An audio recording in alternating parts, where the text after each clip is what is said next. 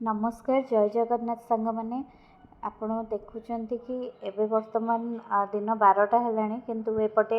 कुहुड़ी केते जोर से अच्छी अमृतसर रे कुहुड़ी ट्रेन बहुत ही लेट थिला तो अमृतसर रे आम राति 2:30 पहुँचवा कथा एबे दिन 12टा है पहुँचीनु ट्रेन आहरी लेट अच्छे आम पहुँचला बेलू दिन 2:30 हो आम सानभीर मस्ती आप ट्रेन रे देखिपे से बिचरा गोटे दिन पूरा बोर हो गला ट्रेन रे बसी बसी तेणु सी तार एंजॉय करुच्ची ट्रेन रे नाच गीत करिकी आमको तो ट्रेन एते लेट जे आमको एते बोर लगुच कहीं एपटे कुहुड़ी जेहेतु अधिका तो ट्रेन से लेट अच्छी आपण मैंने देखु आम पहुँचला बेलू पाखापाखि 2:30-3टा हो आमर जो हिसाब से आम प्लानिंग करूँ कि गोटे दिन पूरा बुलू बोली तो गोटे दिन ऑलरेडी ब्रेक हो गला आम आसिक पहुँचिकी सांगे सांगे बाहरी पड़लु बाघा बॉर्डर पहुँचला बेले जेहेतु 2:30 हो गला हाथ टाइम भी नाला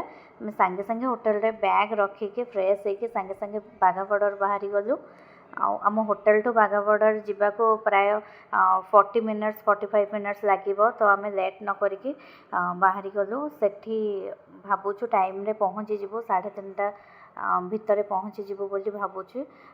ट्रैफिक भी जाम अच्छे ता भितर भी देखंतु माने आम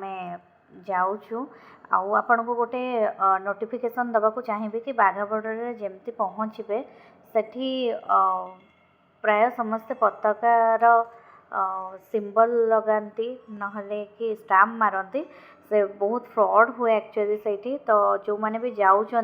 आपण गाड़ी पार्किंग हो नथिबो ही से माने आसिकी लुटिबा स्टार्ट करते तो से प्रति टिके सचेतन रहिबे। आम आसिक बर्तमान बाघा बॉर्डर रे पहुँची गलु आपण मैंने देखुवे केते सारा लोक एठी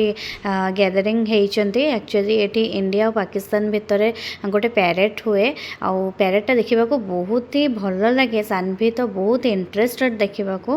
तो ये कौन हुए ना फर्स्ट इंडिया रो सोल्जर मैंने पैरेड करते देन पाकिस्तान रो तापरे समस्ते चिल्लेबा स्टार्ट करते आउ इंडिया को चेयर अफ करने एत सारा लोक गैलरी रे सब बसी आपण मैंने देखुवे तो मते तो बहुत बढ़िया लगिला फर्स्ट टाइम मु अमृतसर आसी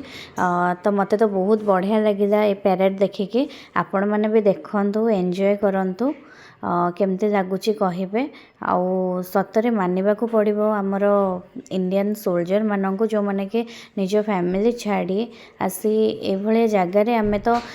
स्वेटर जैकेट पिंधिकी भी एते ठंडा लगुला एते माने एते कूल थिला से जगह से माने एते टॉयलेट करके रही आमको आम कंट्री को एते प्रोटेक्ट करूचंती सेथिपई समनंको सैल्यूट आउ तांको फैमिली को भी आपण मैंने पैरेड एंजॉय करंतु केमती लागिला कहिबे निहाती भाव में सानवी तो बहुत ही एंजॉय करुच्ची देखिकी आ सानवी भी इंडिया को बहुत चेयर अप करुच्ची